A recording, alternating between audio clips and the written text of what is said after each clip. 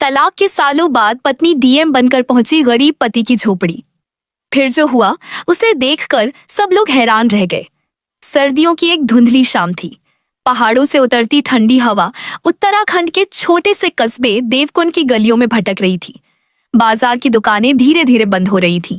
चाय की दुकानों पर बैठे लोग अंगीठियों के पास सिकुड़कर मौसम की बातें कर रहे थे। बस अड्डे के सामने लगे पुराने पीपल के पेड़ की सूखी पत्तियां हवा के साथ उड़ रही थीं। उसी कस्बे के किनारे एक छोटी सी झोपड़ी थी जहां अर्णव नाम का एक आदमी सूखी लकड़ियां जमा कर रहा था। उसकी उम्र लगभग 40 साल थी। चेहरे पर संघर्ष की गहरी रेखाएं थीं, लेकिन आंखों में आज भी एक अजीब सी शांति बसती थी। उसके कपड़े साधारण थे, पैरों में पुरानी चप्पलें थीं, हाथों पर मेहनत की मोटी परत चढ़ी हुई थी। वह किसी से शिकायत नहीं करता था, किसी से उम्मीद नहीं रखता था। उसकी दुनिया बस उसकी छोटी सी झोपड़ी और उसके सामने लगे कुछ फूलों के पौधों तक सीमित थी। वह हर सुबह उन पौधों को पानी देता था और हर शाम उनसे बातें करता था, जैसे वे पौधे नहीं बल्कि उसके अपने साथी हों। उसी शाम जब वह गुलाब के एक पौधे के पास झुककर सूखे पत्ते हटा रहा था, तभी दूर सड़क पर कई चमचमाती सरकारी गाड़ियों का काफिला दिखाई दिया। पूरे कस्बे में अचानक हलचल मच गई। लोग एक दूसरे से पूछने लगे कि आखिर इतनी बड़ी गाड़ियां यहाँ क्यों आ रही हैं। कुछ ही देर में खबर फैल गई कि जिले की नई डीएम अगले दिन पहली बार देवकुंड आने वाली है। पंचायत भवन की सफाई शुरू हो गई। स्कूल के बच्चों को स्वागत की तैयारी करने के आदेश मिल गए। दुकानदार अपनी अपनी दुकानों को सजाने में लग गए। पूरा कस्बा उत्साहित था, लेकिन अर्णव इन सब बातों से लगभग अनजान था। वह अपनी झोपड़ी के अंदर चला गया। अंदर एक पुरानी चारपाई थी, एक लकड़ी की अलमारी थी और दीवार पर एक तस्वीर टंगी थी। तस्वीर में एक युवा महिला मुस्कुरा रही थी। उसकी आंखों में सपने थे, चेहरे पर आत्मविश्वास था। अर्णव रोज की तरह तस्वीर के सामने बैठ गया। कुछ देर तक चुपचाप उसे देखता रहा, फिर उसके होंठ कांपने लगे। उसने धीरे से कहा, आज भी तुम्हारी याद पहले जैसी ही आती है रे कंचन। उसकी आंखें भर आईं। तस्वीर में मौजूद महिला उसकी पूर्व पत्नी कंचन सिंह थी। वही कंचन जो 15 साल पहले उसकी जिंदगी से अलग हो गई थी। उनके बीच कभी कोई झगड़ा नहीं हुआ था, कभी कोई धोखा नहीं हुआ था।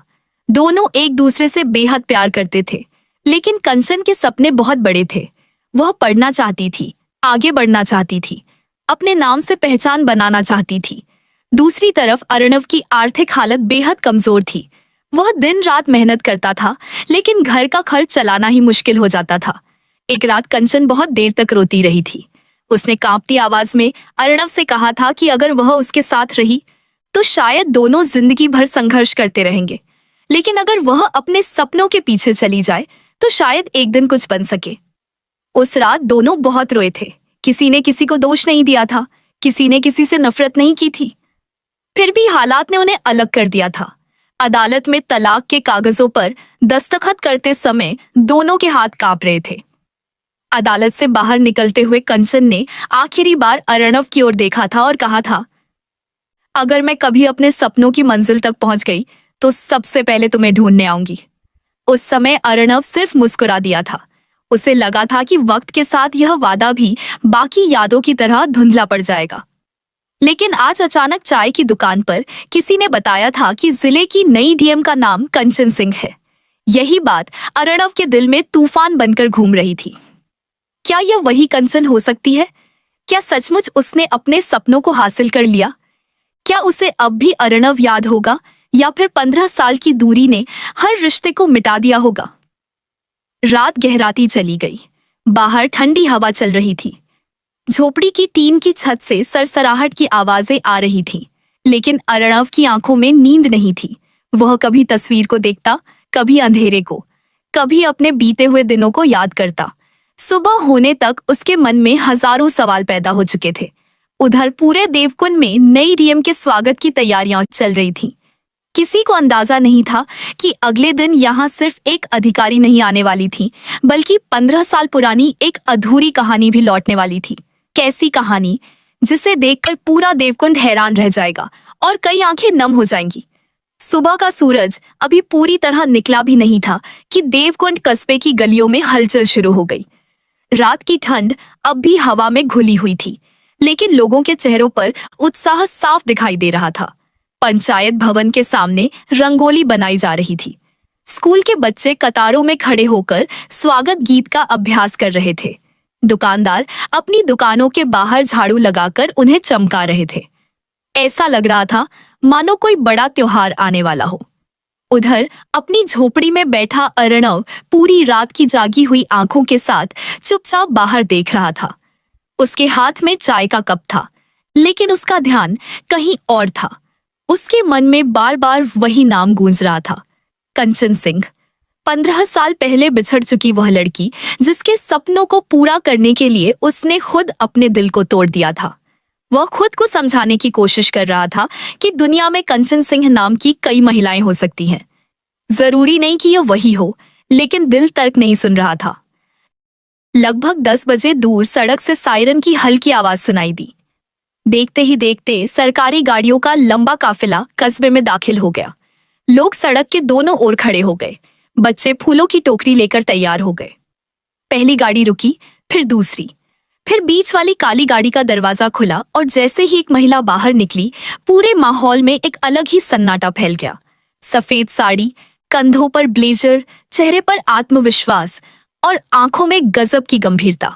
वह जिले की नई डीएम कंचन सिंह थी। लोगों ने तालियां बजाईं, बच्चों ने फूल बरसाए, अधिकारियों ने आगे बढ़कर उनका स्वागत किया। लेकिन उसी भीड़ के बीच दूर खड़ा अर्णव जैसे पत्थर का हो गया। उसकी आंखें फैल गईं, सांसें रुक सी गईं, क्योंकि सामने खड़ी महिला कोई और नहीं बल्कि वही कंचन थी, जिसे उसने वर्षों पहले आखिरी बार अदालत के बाहर देखा था। समय ने उसके चेहरे पर परिपक्वता ला दी थी, लेकिन वह मुस्कान आज भी वैसी ही थी। अर्णव जल्दी से भीड़ से पीछे हट गया। वह नहीं चाहता था कि कोई उसे देखे। उसके मन में खुशी भी थी और एक अजीब सा डर भी। उधर कंचन मंच पर पहुंच चुकी थी।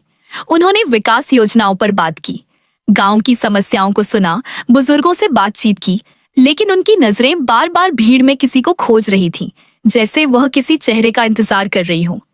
कार्यक्रम खत्म होने वाला था, तभी उन्होंने अचानक मंच से एक सवाल पूछा, क्या इस कस्बे में अर्णव नाम का कोई व्यक्ति रहता है? पूरा मैदान कुछ क्षण के लिए शांत हो गया। लोग एक दूसरे का चेहरा देखने लगे। अधिकारियों को समझ नहीं आया कि डीएम साहिबा अचानक एक साधारण आदमी के बारे में क्यों पूछ रही हैं। तभी भीड़ में खड़े एक बुजुर्ग ने कहा, हाँ मैडम, रहता है, कस्बे के किनारे वाली झोपड़ी में रहता है, बहुत सीधा आदमी है। यह सुनते ही कंचन के चेहरे पर वर्षों बाद एक अलग ही भाव उभर आया, जैसे किसी ने उनके दिल के सबसे पुराने घाव को छू लिया हो। उन्होंने तुरंत अधिकारियों की ओर देखा और कहा, मुझे अभी उसी झोपड़ी में जाना है। यह सुनकर सब लोग हैरान रह गए। अधिकारियों ने समझाने की कोशिश की कि पहले बाकी कार्यक्रम पूरे कर लिए जाएं, लेकिन कंचन ने शांत स्वर में कहा, बाकी कार्यक्रम बाद में होंगे, पहले मुझे वहां जाना है। कुछ ही मिनटों बाद पूरा काफिला कस्बे के उस कोने की ओर बढ़ रहा था जहां अर्णव की छोटी सी झोपड़ी थी। रास्ते भर लोग आश्चर्य से एक दूसरे को देखते रहे। किसी को समझ नहीं आ रहा था कि जिले की सबसे बड़ी अधिकारी एक गरीब आदमी की झोपड़ी में क्यों जा रही है। उधर जब अर्णव ने दूर से सरकारी गाड़ियों को अपनी ओर आते देखा तो उसका दिल तेजी से धड़कने लगा। वह समझ गया कि अब अतीत उसके दरवाजे तक पहुंच चुका है। कुछ ही क्षणों बाद गाड़ियां झोपड़ी के सामने आकर रुक गईं। पूरा इलाका लोगों से भर गया। सबकी नजरें उसी झोपड़ी पर टिक गईं। फिर कंचन धीरे धीरे गाड़ी से उतरी। उन्होंने झोपड़ी की ओर देखा। उनकी आंखों में नमी तैर रही थी और अगले ही पल उन्होंने वह कदम बढ़ाया जिसने वहां मौजूद हर व्यक्ति को हैरान कर दिया। कंचन सिंह धीरे धीरे उस छोटी सी झोपड़ी की ओर बढ़ी तो वहां खड़े सैकड़ों लोगों की सांसें जैसे थम गईं। जिले की डीएम किसी बड़े उद्योगपति के घर नहीं बल्कि एक गरीब आदमी की टूटी हुई झोपड़ी के सामने खड़ी थी। अधिकारियों के चेहरों पर हैरानी थी। पत्रकार अपने कैमरे संभाल रहे थे। गांव के लोग कानाफूसी कर रहे थे, लेकिन कंचन को जैसे किसी की मौजूदगी का एहसास ही नहीं था। उनकी नजर सिर्फ उस दरवाजे पर टिकी थी जिसके पीछे 15 साल पुरानी यादें सांस ले रही थी। उधर झोपड़ी के अंदर खड़ा अर्णव खुद को संभालने की कोशिश कर रहा था। उसके हाथ कांप रहे थे। दिल की धड़कनें इतनी तेज थी कि उसे अपना ही सीना भारी लग रहा था। तभी झोपड़ी का लकड़ी का दरवाजा धीरे से खुला और दोनों की नजरें एक दूसरे से टकरा गईं। समय जैसे उसी पल रुक गया। 15 साल की दूरी एक नजर में सिमट गई। दोनों कुछ क्षण तक बिना कुछ बोले एक दूसरे को देखते रहे। अर्णव के चेहरे पर उम्र और संघर्ष के निशान थे, जबकि कंचन के चेहरे पर सफलता और जिम्मेदारियों की चमक थी। लेकिन उन दोनों की आंखों में वही पुराना अपनापन अब भी जिंदा था। कंचन की आंखों में नमी उतर आई। उन्होंने धीमे कदमों से आगे बढ़ते हुए झोपड़ी के अंदर नजर दौड़ाई। वही पुरानी चारपाई, वही मिट्टी की दीवारें, वही छोटी सी अलमारी, और फिर उनकी नजर दीवार पर टंगी अपनी तस्वीर पर जाकर ठहर गई। तस्वीर देखकर उनकी आंखों से एक आंसू निकलकर गाल पर लुढ़क गया। उन्होंने कांपती आवाज में पूछा, तुमने इसे अब तक संभाल कर रखा है? अर्णव हल्का सा मुस्कुराया और बोला, कुछ रिश्ते टूटते नहीं हैं कंचन, बस वक्त के साथ चुप हो जाते हैं।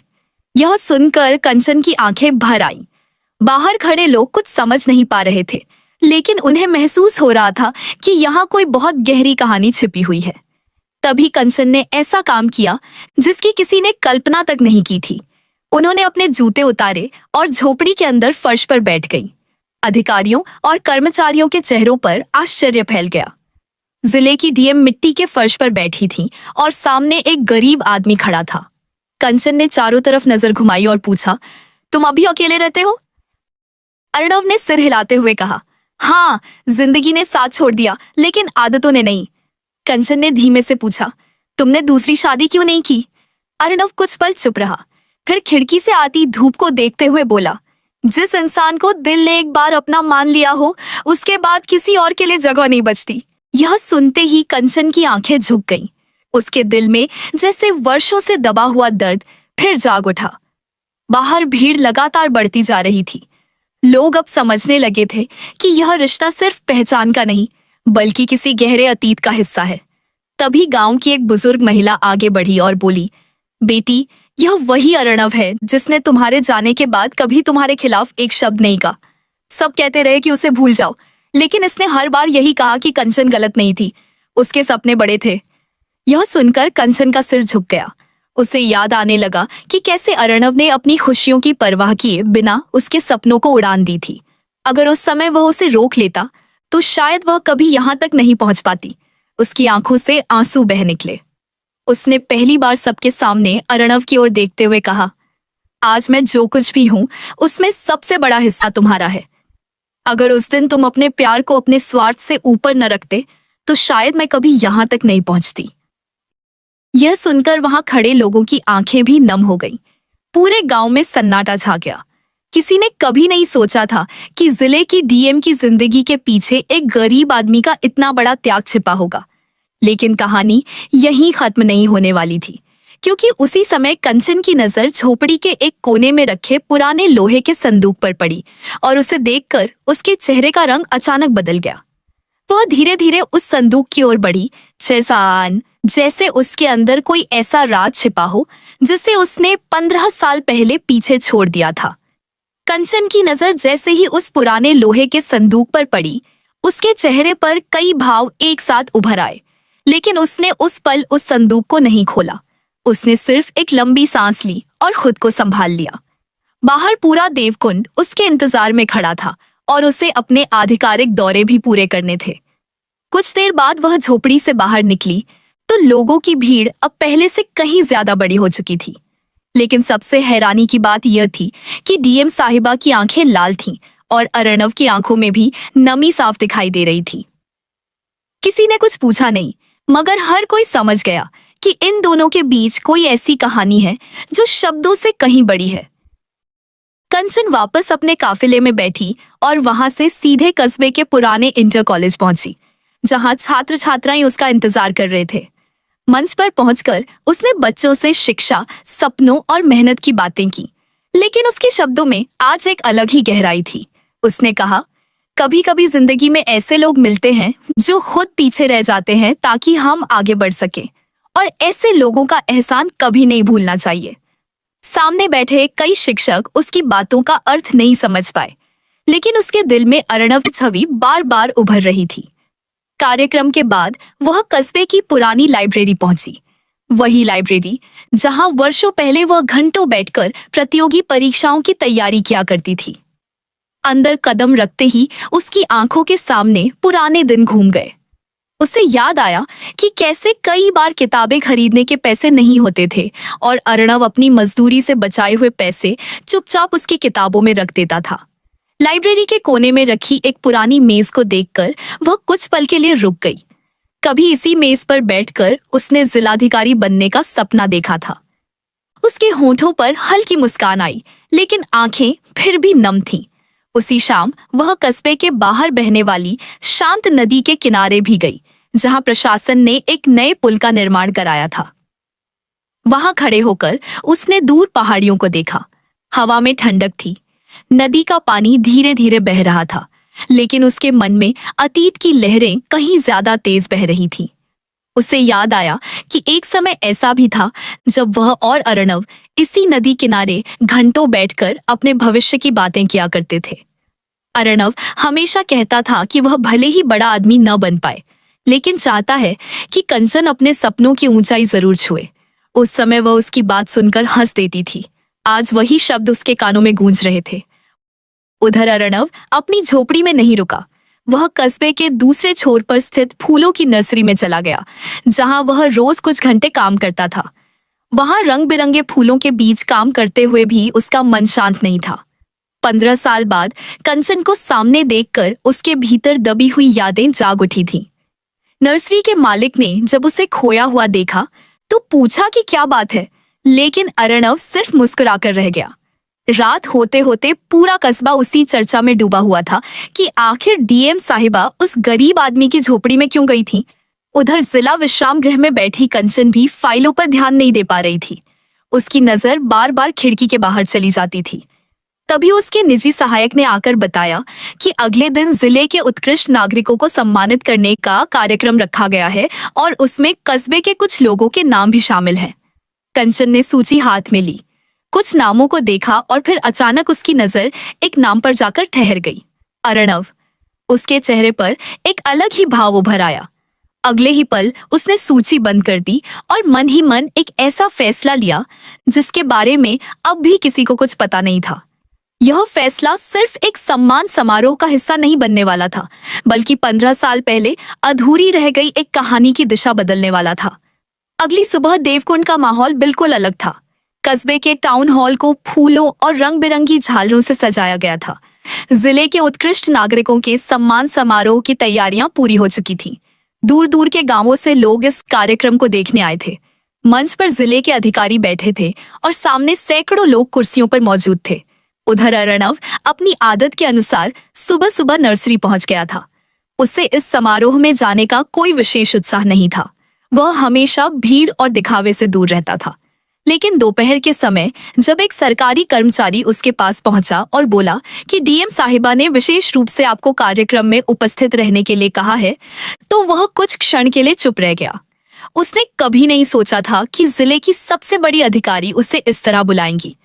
काफी सोचने के बाद उसने अपनी सबसे साफ शर्ट पहनी, जिसे वह साल में केवल कुछ खास अवसरों पर पहनता था, और धीरे धीरे टाउन हॉल की ओर चल पड़ा।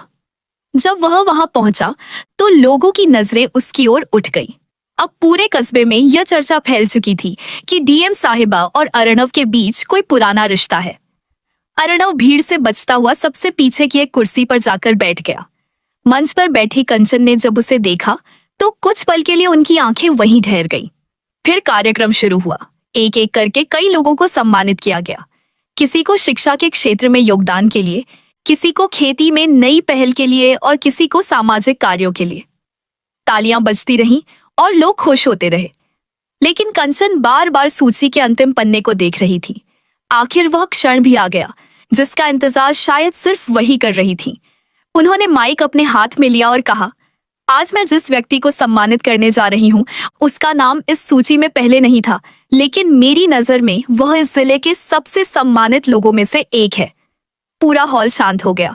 लोग उत्सुकता से उनकी ओर देखने लगे। कंचन ने आगे कहा, यह व्यक्ति कभी किसी बड़े पद पर नहीं रहा। इसके पास धन दौलत नहीं है। इसके नाम के आगे कोई बड़ा परिचय नहीं जुड़ा।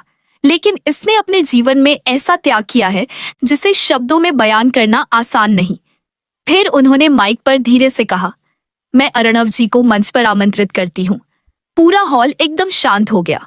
अर्णव खुद भी हैरान रह गया। उसने कभी नहीं सोचा था कि उसका नाम इस तरह पुकारा जाएगा। वह धीरे धीरे उठकर मंच की ओर बढ़ा। उसके कदमों में झिझक थी और चेहरे पर संकोच। जब वह मंच पर पहुंचा तो कंचन कुछ पल तक उसे देखती रही। फिर उन्होंने कहा, कभी कभी समाज उन लोगों को भूल जाता है जो किसी और के सपनों की नींव बनते हैं। लोग सिर्फ सफलता को देखते हैं, लेकिन उसके पीछे खड़े त्याग को नहीं देखते। आज मैं जिस कुर्सी पर बैठी हूँ, वहां तक पहुंचने के पीछे एक ऐसा इंसान है जिसने अपनी खुशियों से ज्यादा मेरे सपनों को महत्व दिया। पूरा हॉल स्तब्ध होकर सुन रहा था। किसी को विश्वास नहीं हो रहा था कि जिले की डीएम इतने खुले शब्दों में किसी साधारण आदमी के बारे में यह सब कह रही है। कंचन की आवाज भर आई, लेकिन उसने खुद को संभाला और कहा, 15 साल पहले जब मेरे पास कुछ भी नहीं था, तब एक इंसान ने मुझ पर विश्वास किया। उसने मेरे लिए रास्ते खोले, जबकि उसके अपने रास्ते बंद होते चले गए। आज अगर मैं यहाँ हूँ तो उसमें सबसे बड़ा योगदान अर्णव का है। यह सुनते ही पूरे हॉल में सन्नाटा छा गया। कुछ लोगों की आंखें नम हो गईं। अर्णव का सिर झुक गया। वह कभी सम्मान पाने की उम्मीद लेकर नहीं जिया था। तभी कंचन आई की डांचन आगे बढ़ी। उसने सम्मान पत्र और शॉल देने के बजाय दोनों हाथ जोड़कर उसके सामने सिर झुका दिया। यह दृश्य देखते ही पूरा हॉल खड़ा हो गया। अधिकारियों के चेहरों पर आश्चर्य था।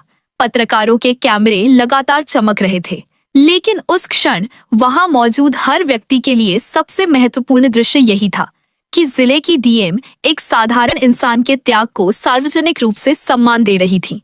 अर्णव घबरा गया। उसने तुरंत कंचन को रोकते हुए कहा, ऐसा मत करो। मैंने जो किया वह कोई एहसान नहीं था। लेकिन कंचन की आंखों से आंसू बह निकले। उसने धीमे स्वर में कहा, दुनिया की नजर में शायद वह त्याग छोटा हो, लेकिन मेरी नजर में वही मेरी पूरी जिंदगी की सबसे बड़ी पूंजी है। उसी समय टाउन हॉल के पिछले दरवाजे से एक बुजुर्ग महिला अंदर आई। उसे देखते ही कंचन के चेहरे का रंग बदल गया। अर्णव भी हैरान रह गया, क्योंकि वह महिला कोई और नहीं बल्कि कंचन की माँ थी, जिन्हें दोनों ने कई वर्षों से नहीं देखा था। उनके हाथ में एक पुराना कपड़े का बैग था और उनकी आंखों में जैसे कोई ऐसा सच छिपा था जो आज तक किसी को नहीं बताया गया था। पूरा माहौल अचानक फिर से रहस्य में बदल गया और किसी को अंदाजा नहीं था कि अगले कुछ मिनटों में खुलने वाला सच अर्णव और कंचन दोनों की जिंदगी को हमेशा के लिए बदल देगा। टाउन हॉल में खड़े सैकड़ों लोगों की निगाहें अब उस बुजुर्ग महिला पर टिक गई थीं, जो धीरे धीरे मंच की ओर बढ़ रही थी। कंचन उन्हें देखकर कुछ पल के लिए स्तब्ध रह गई। वर्षों बाद अपनी माँ को सामने देखकर उसके भीतर दबी हुई भावनाओं का बांध टूटने लगा। अर्णव भी हैरान था, क्योंकि उसने भी उन्हें बहुत लंबे समय से नहीं देखा था। पूरा हॉल शांत हो गया। केवल कदमों की धीमी आहट सुनाई दे रही थी। मंच तक पहुंचते पहुंचते कंचन की माँ की आंखें भर आईं। उन्होंने कांपते हाथों से अपने साथ लाया हुआ पुराना कपड़े का बैग खोला और उसमें से कुछ पीले पड़ चुके कागज और एक पुरानी डायरी निकाली।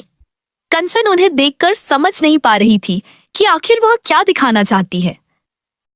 तभी उन्होंने माइक अपने हाथ में लिया और धीमी लेकिन स्पष्ट आवाज में कहा कि आज इतने वर्षों बाद वह एक ऐसा सच बताने आई है जिसे अपने सीने में दबाए दबाए वह थक चुकी है। पूरा हॉल उनकी बात सुनने लगा।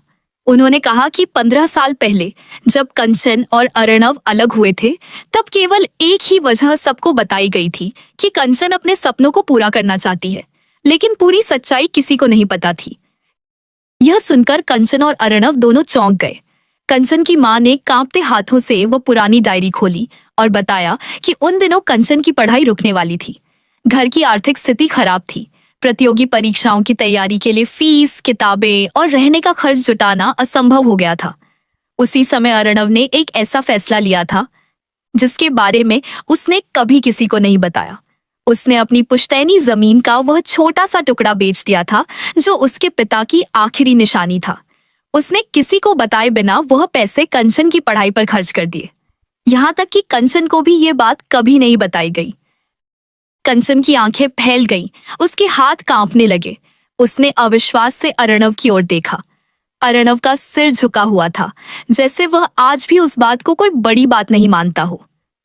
कंचन की मां ने आगे बताया कि अर्णव ने उन्हें कसम दी थी कि यह बात कभी कंचन को नहीं बतानी है, क्योंकि वह नहीं चाहता था कि कंचन अपने सपनों का बोझ किसी एहसान की तरह महसूस करे। उसने कहा था कि अगर कंचन सफल हो जाए तो वही उसकी सबसे बड़ी खुशी होगी। यह सुनते ही पूरे हॉल में बैठे लोगों की आंखें नम हो गईं। कई लोग अपने आंसू पोंछने लगे। कंचन की आंखों से लगातार आंसू बह रहे थे। उसे याद आने लगा कि कैसे उन दिनों अचानक उसकी फीस भर जाती थी, किताबें मिल जाती थीं, रहने की व्यवस्था हो जाती थी। उसने हमेशा सोचा था कि शायद उसकी मां ने किसी तरह सब संभाल लिया होगा, लेकिन आज उसे पता चल रहा था कि उन सब के पीछे अर्णव खड़ा था, वह इंसान जो आज भी एक साधारण झोपड़ी में रह रहा था। कंचन मंच पर ही अर्णव के सामने आकर खड़ी हो गई। उसकी आवाज भर्रा चुकी थी। उसने पूछा, तुमने मुझे कभी बताया क्यों नहीं? अर्णव ने हल्की मुस्कान के साथ जवाब दिया, अगर बता देता तो शायद तुम पढ़ाई छोड़ देती, और मैं यह कभी नहीं चाहता था। तुम्हारे सपने पूरे होना मेरे लिए किसी भी जमीन से ज्यादा कीमती था। यह सुनते ही कंचन खुद को संभाल नहीं सकी।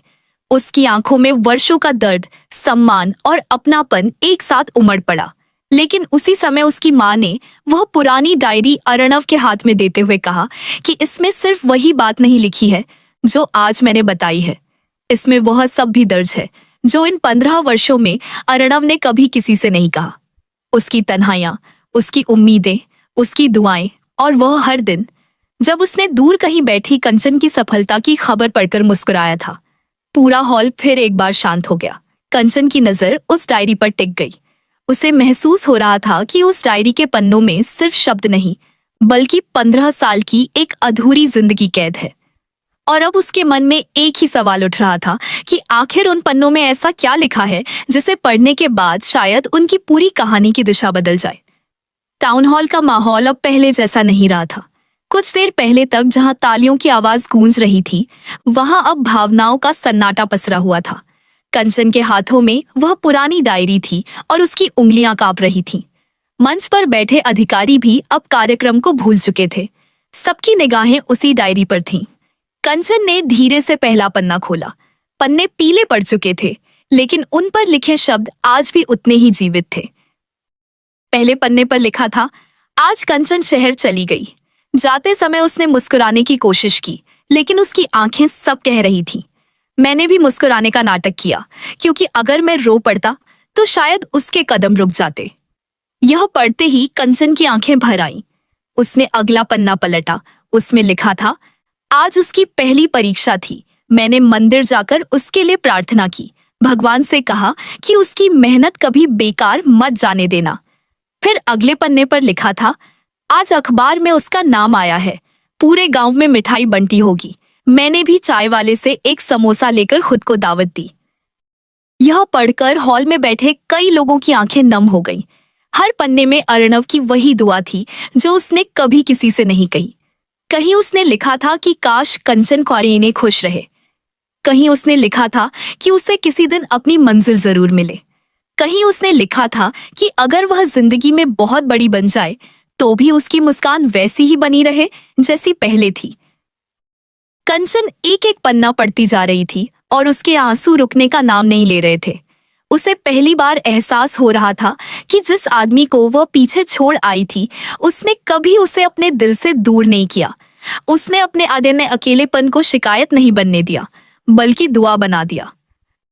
डायरी के आखिरी पन्नों तक पहुंचते पहुंचते कंचन की आवाज पूरी तरह भर चुकी थी। आखिरी पन्ने पर एक तारीख लिखी थी जो सिर्फ कुछ महीने पुरानी थी। उसके नीचे अल्टी से अर्णव ने लिखा था, आज अखबार में पढ़ा कि कंचन सिंह जिले की डीएम बन गई है। मुझे पता था वह एक दिन बहुत आगे जाएगी। अगर कभी वह फिर से इस कस्बे में आए तो मैं उसे दूर से देखकर ही खुश हो जाऊंगा। अब मुझे उससे कोई शिकायत नहीं है, क्योंकि उसने जो सपना देखा था वह पूरा कर लिया। यह पढ़ते ही कंचन ने डायरी बंद कर दी और उसकी आंखों से लगातार आंसू बहने लगे। पूरे हॉल में बैठे लोग भी भावुक हो चुके थे। अर्णव अब भी सिर झुकाकर खड़ा था, जैसे यह सब उसके लिए कोई बड़ी बात न हो। तभी कंचन धीरे धीरे उसके पास जाकर बोली, तुमने 15 साल तक मुझे अपने दिल में जगह दी और मैं ये सोचती रही कि शायद समय ने सब कुछ बदल दिया होगा। अर्णव ने शांत स्वर में कहा, कुछ रिश्ते समय से नहीं बदलते कंचन, बस उनकी आवाज धीमी हो जाती है। यह सुनकर कंचन की आंखें फिर भर आईं। तभी उसकी माँ आगे बढ़ी और बोली, बेटी, जिंदगी बार बार मौका नहीं देती। कुछ लोग पूरे जीवन में भी ऐसे नहीं मिलते जैसे तुम्हें अर्णव मिला था। उनकी बात सुनकर कंचन लंबे समय तक चुप रही। बाहर शाम ढलने लगी थी। टाउन हॉल की खिड़कियों से सुनहरी धूप अंदर आ रही थी। ऐसा लग रहा था जैसे समय खुद इस पल को यादगार बना देना चाहता हो। कंचन ने धीरे से अर्णव का हाथ थाम लिया। पूरे हॉल में फिर एक बार सन्नाटा छा गया।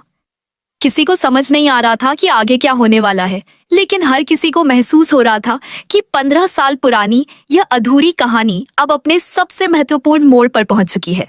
अब फैसला सिर्फ कंचन और अर्णव के हाथ में था कि वे अपनी राहें फिर से एक करेंगे या किस्मत उन्हें एक बार फिर अलग रास्तों पर भेज देगी। टाउन हॉल में मौजूद हर व्यक्ति की नजर अब कंचन और अर्णव पर टिकी हुई थी। बाहर शाम पूरी तरह उतर चुकी थी और खिड़कियों से आती हल्की ठंडी हवा उस पल को और भी भावुक बना रही थी। कंचन ने अर्णव का हाथ थामे रखा और कुछ क्षण तक चुप रही, जैसे वह 15 साल की दूरी को शब्दों में बदलने की कोशिश कर रही हो। फिर उसने धीमी लेकिन स्पष्ट आवाज में कहा, मैंने जिंदगी में बहुत कुछ हासिल किया, बड़े शहर देखे, बड़े लोगों से मिली, सम्मान मिला, पहचान मिली, लेकिन आज समझ में आ रहा है कि सफलता और खुशी एक जैसी चीज नहीं होती। पूरे हॉल में सन्नाटा था। कंचन की आंखों में आंसू चमक रहे थे। उसने आगे कहा, मैंने हमेशा सोचा था कि मैं तुम्हारे लिए बोझ बन जाऊंगी, इसीलिए दूर चली गई, लेकिन आज पता चला कि तुमने तो मेरी उड़ान के लिए अपने पंख तक बेच दिए थे। यह सुनकर कई लोगों की आंखें भर आईं। अर्णव ने हल्की मुस्कान के साथ कहा, तुम्हें किसी बात का पछतावा नहीं होना चाहिए। तुम्हारे सपने पूरे हुए, बस यही मेरी खुशी थी। लेकिन इस बार कंचन ने सिर हिलाया और बोली, नहीं अर्णव, कुछ रिश्ते सिर्फ यादों के लिए नहीं बने होते, कुछ रिश्ते साथ चलने के लिए बने होते हैं। यह सुनते ही पूरा हॉल भावनाओं से भर गया। कंचन की मां की आंखों से भी आंसू बहने लगे। कंचन ने सबके सामने कहा कि उसने जीवन में जो कुछ पाया है उसमें सबसे बड़ा योगदान उस इंसान का है जिसने कभी अपने त्याग का जिक्र तक नहीं किया। फिर उसने मंच पर खड़े लोगों की ओर देखकर कहा, आज मैं एक अधिकारी के रूप में नहीं बल्कि एक इंसान के रूप में फैसला ले रही हूं। इसके बाद वह अर्णव की ओर मुड़ी और बोली, अगर तुम्हारे दिल में आज भी मेरे लिए वही सम्मान और अपनापन है तो मैं चाहती हूं कि हम अपनी अधूरी कहानी को फिर से पूरा करें। पूरा हॉल एकदम शांत हो गया। कुछ लोगों की सांसें तक रुक गईं। अर्णव की आंखें भर आईं। उसने कभी सपने में भी नहीं सोचा था कि यह दिन उसकी जिंदगी में आएगा। उसने कुछ क्षण तक कंचन को देखा और फिर कहा, मैंने तुम्हें कभी अपने दिल से दूर किया ही नहीं। बस इतना सुनना था कि पूरे हॉल में तालियों की गड़गड़ाहट गूंज उठी। लोगों के चेहरे खुशी से चमक उठे। कंचन की मां ने दोनों के सिर पर हाथ रख दिया। उस शाम किसी बड़े पुरस्कार या सरकारी घोषणा से ज्यादा खुशी लोगों को इस बात की थी कि दो अच्छे इंसान जिन्हें हालात ने अलग कर दिया था, आखिरकार फिर से एक हो रहे थे। अगले कुछ महीनों में देवकुंड ने एक नया दृश्य देखा। कंचन अक्सर अपने व्यस्त कार्यक्रमों के बीच समय निकालकर देवकुंड आने लगी, लेकिन अब वह सिर्फ डीएम के रूप में नहीं आती थी। वह उस गांव की बेटी बनकर आती थी जहां उसके सपनों की शुरुआत हुई थी। अर्णव ने भी अपनी पुरानी झोपड़ी को छोड़ने से मना कर दिया। उसने कहा, यही वह जगह है जहां संघर्ष था, उम्मीद थी और यादें थीं। बाद में कंचन ने उसी झोपड़ी के पास एक सुंदर घर बनवाया, लेकिन झोपड़ी को भी संभाल कर रखा गया ताकि आने वाली पीढ़ियां जान सकें कि सपनों की असली नींव मेहनत और त्याग पर बनती है। समय बीतता गया। अर्णव गांव के बच्चों को पढ़ाई के लिए प्रेरित करने लगा और कंचन ने शिक्षा तथा बेटियों के सपनों को आगे बढ़ाने के लिए कई योजनाएं शुरू की। लोग दूर दूर से उनकी कहानी सुनने आते थे, लेकिन जब भी कोई उनसे उनकी सफलता का राज पूछता तो दोनों एक ही जवाब देते, सच्चे रिश्ते कभी हारते नहीं हैं। अगर उनमें विश्वास और सम्मान बचा रहे तो वक्त चाहे जितनी दूरी पैदा कर दे, दिलों के रास्ते कभी बंद नहीं होते। देवकुंड की पहाड़ियों पर आज भी सुबह की धूप वैसे ही उतरती है, नदी वैसे ही बहती है, हवा वैसे ही चलती है, लेकिन वहां के लोग आज भी एक कहानी सुनाते हैं। एक ऐसे गरीब पति की कहानी जिसने अपनी खुशियों से पहले अपनी पत्नी के सपनों को रखा, और एक ऐसी पत्नी की कहानी जिसने मंजिल पर पहुंचकर अपने अतीत को नहीं भुलाया। कहते हैं कि उस दिन जब डीएम कंचन सिंह एक गरीब आदमी की झोपड़ी तक पहुंची थी तो लोग हैरान जरूर हुए थे, लेकिन जब उन्हें पूरी सच्चाई पता चली तो उनकी आंखों में सिर्फ एक ही भावना थी, सम्मान। क्योंकि दुनिया में दौलत से बड़े घर बन सकते हैं, लेकिन त्याग, विश्वास और सच्चे प्रेम से ही जिंदगी बनती है। और यही इस कहानी की सबसे बड़ी जीत थी।